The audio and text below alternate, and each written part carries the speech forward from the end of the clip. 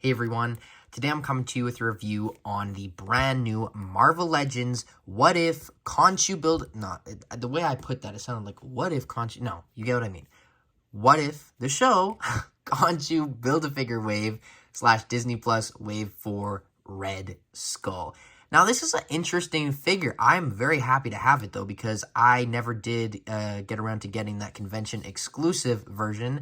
I did get the 10 Years of Marvel Studios version, which is, you know, it works, but it was from the final battle, and this is definitely the more iconic outfit, and I'm very, very happy to finally have it for sure. It is definitely an odd inclusion and an obvious reuse inclusion, but regardless, I do have some things to say, so without further ado, let's get into the Red Skull from What If review.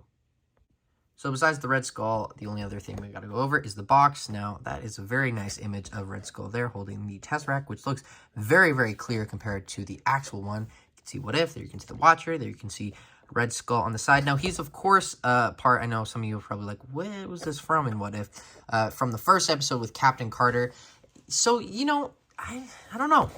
Did we need this? I don't know. I'm happy to have it personally because I didn't get that, but it is a odd inclusion because it is just like kind of Howard the Duck. Both of those figures, I'm kind of like, that's interesting. Those are two figures that I don't exactly know if those were entirely necessary to be included in this wave, but regardless, I am very happy to have both.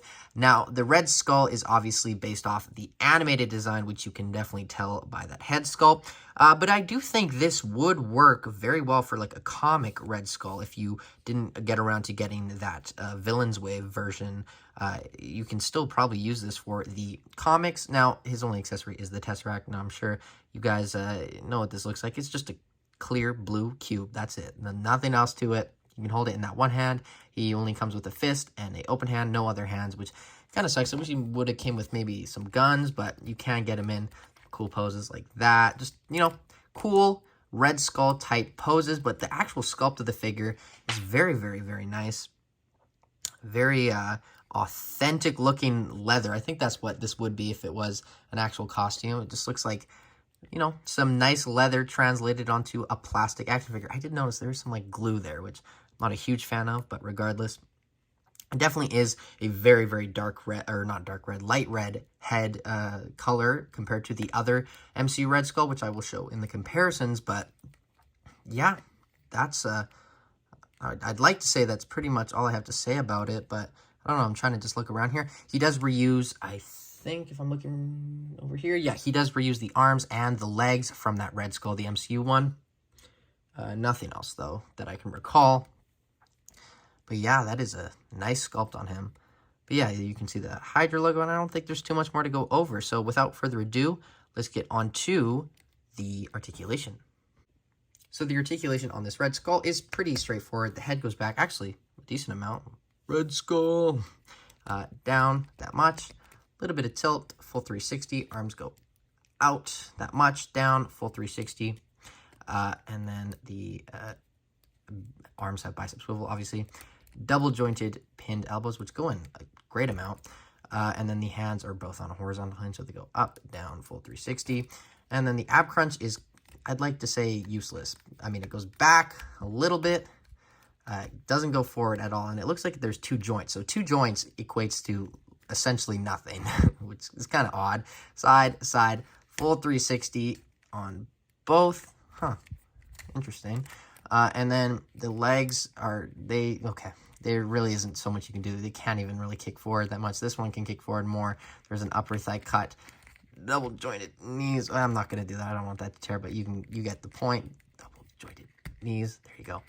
And the no boot rotation, but the ankles go up, down, and ankle, or down, and ankle rocker pivot. But pretty simple articulation, but it definitely does the job well enough for this figure. So let's get on to some comparisons. So here we have the Red Skull next to the Captain Carter and the Captain America from Endgame. Obviously, these two are in the animated design, and they go very well together because they are from that same episode. But, you know, I think Red Skull is notoriously Captain America's villain, but in this case, it is Captain Carter's villain. Now, this is an important comparison, but it is very, very hard to get that in frame. If he would stand, there you can see all 3 characters from that episode together. And hey, I'm happy to have the Red Skull for this reason. It looks very cool. It'll be interesting to have him on the display with them. But, you know, any character to flesh out any MCU show, movie, I'm honestly, well, most of the time, here for it. Let's move this big hunk of plastic out of the way. This is a very, very awesome figure. Boom, put him over there. Now, here you can see we have the 10 years Red Skull, like you see what I was talking about. Very different colors for the head. This has a lot of wash on it. Now, you can, I imagine, do a head swap. And that looks good. That works, but the neck is definitely off, so you'd have to either paint it or get it at a good angle. Like front, looking at it from this angle, it looks kind of fine just on the sides of it, but most of the time it looks fine. And this head, you can put on that body as well. Oh, there goes Captain America. Let's put that back on. And then here we have him next to the comic Red Skull. So this is definitely a very classic or OG comic Red Skull. I know this is supposed to have a different logo on there. Icky, icky, icky. But still, I do think if you want kind of a more modern era Red Skull, this works. I know we got that one a long time ago in that Winter Soldier wave, I believe. Gosh, that was a terrible figure. I didn't even bother bringing it out for this. But essentially, one of the worst figures that Hasbro made was that body. But other than that, I think that's all the comparisons I have for this Red Skull from What If. So let's get on to my final thoughts. So overall, I like this Red Skull. I think it is an interesting inclusion, but I'm definitely happy to have this body. I really did want this Red Skull costume, and I'm happy to have it. I know some people, not a lot of people, have that figure, so this is probably just like a, oh gosh, just a complete reuse, but it is a reuse, but I don't have it, so I'm happy to have it personally. But overall, I think I'm going to give this a 7.5 out of 10.